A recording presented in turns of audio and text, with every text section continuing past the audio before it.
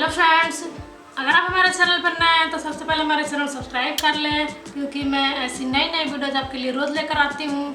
तो फ्रेंड्स, आज आपके लिए लेकर आए हम एक प्यारा सा दीवार सेट, जिसको बनाना बहुत ही आसान है। आप इसे आसानी से बना सकते हैं।